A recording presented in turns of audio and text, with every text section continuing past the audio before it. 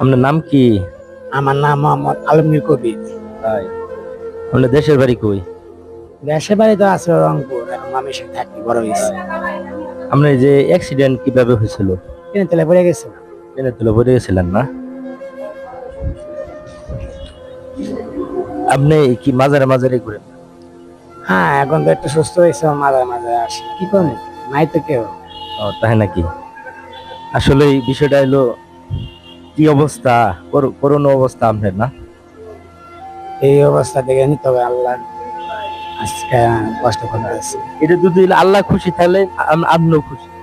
আমি তো খুশি থাকবার চাই, কিন্তু আমার তো কিছু নাই, মা বাবা কেউ নাই। আল্লাহ ভরসা, মানুষের কিছুই নাই কিন্তু তার তো আল্লাহ আছে।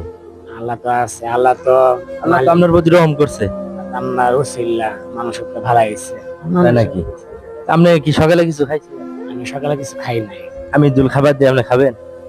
আল্লাহ ভরসা, আপনাদের এনে রাখছে আল্লাহ, আপনারই তো হয়। তাই আমার পক্ষ থেকে আপনার তাহলে কিছু খাবার আমি দিলাম।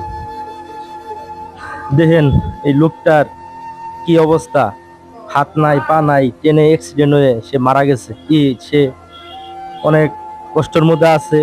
হ্যাঁ, সে মাজারে মাজারে ঘুরে ইনকাম করে সে খাওয়া দাওয়া করে। সবাই ওনার জন্য দোয়া করবেন, আমার জন্য দোয়া করবেন।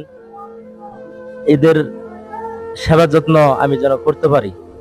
আসসালামু আলাইকুম।